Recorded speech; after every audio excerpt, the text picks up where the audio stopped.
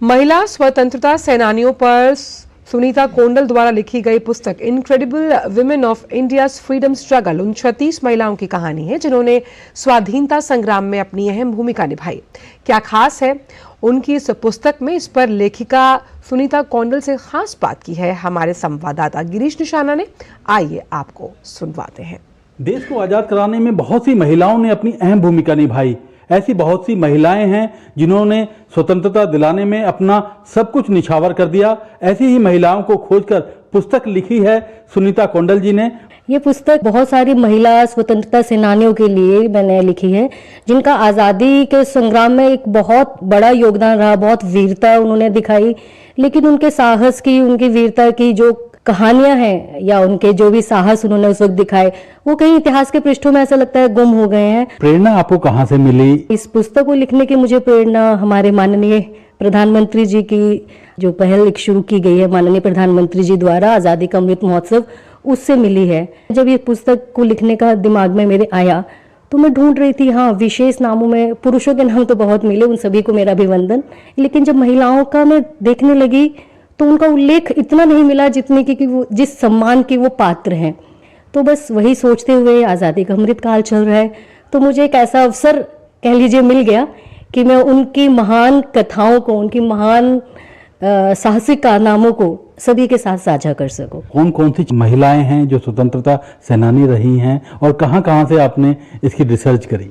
जी, ये मेरी इस पुस्तक में दर्ज 36 महिलाओं की जो साहसिक कारनामे बहुत ही रोमांचकारी हैं। जब मैं इनके बारे में लिख रही थी और सोच रही थी तो बहुत मैंने रिसर्च किया। जैसे जैसे मैं खोजती गई तो मुझे और भी नाम मिलते गए। 1857 के स्वतंत्रता संग्राम से अब रानी लक्ष्मीबाई, उनके नाम से हम सभी रूबरू हैं, बट झलकारी बाई शायद हम इतना नहीं जानते। कोयली, उदा देवी, मतानगिनी हाजरा, प्रीतिलता वादेदार, कनकलता बरुआ जो 17 वर्ष में युवा शहीद सबसे पहली हम कह सकते हैं उनको, उनका इतना उल्लेख शायद इतिहास में नहीं है।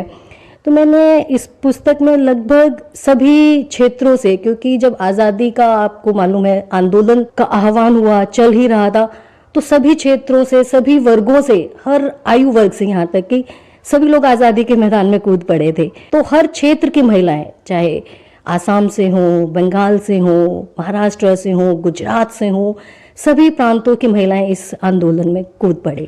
कौन सी कहानी आपको बहुत ज्यादा आपके दिल को छूती है और क्यों? देखिए, मुझे ये 36 महिलाएं, वीरांगनाएं, सभी मेरे दिल के बहुत करीब हैं, क्योंकि जब मैं ये पुस्तक लिख रही थी तो मुझे लगा मैं एक नहीं 36 जिंदगियां जी रही हूँ। कभी मुझे लगता था मैं कोयली हूँ जिसे हम कह सकते हैं सुसाइड बॉम्बर उस वक्त का। कभी मुझे लगा मैं कस्तूरबा गांधी बन जाती हूँ, कभी मुझे लगा एक पुरुष वेश में मैं उदा देवी हूँ, कभी मुझे लगा कि मैं कैप्टन लक्ष्मी सहगल हूँ, कभी मुझे लगा मैं उषा मेहता हूँ, कभी पार्वती गिरी, कभी रामा देवी चौधरी, तो कभी दुर्गावती, कभी बसंती देवी, कभी गुलाब कौर। तो हर एक की जिंदगी को मुझे उस वक्त लगा कि मैं वही जी रही हूँ। तो मेरे दिल के करीब अगर मैं कहूँ, शांति घोष, सुनीति चौधरी, ये 14 और 15 वर्ष की वो युवतियां हैं जो एक सामान्य जीवन जी सकती थी। उनकी उंगलियां इतनी छोटी थी कि बंदूक का ट्रिगर ही नहीं दबा पाती थी। तो उन्होंने उसका प्रैक्टिस किया कि कैसे हम गोली चलाएंगे, और जब उन्होंने गोली चला दी उसी वक्त ये था कि हत्या तो हो गई मगर उनको पकड़ लिया गया। 10 साल की छोटी छोटी युवतियों को कठोर सजा दी गई।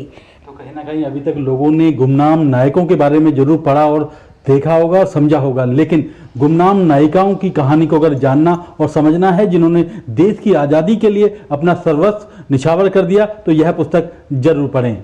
कैमरामैन जगमोहन प्रधान के साथ गिरीश निशाना।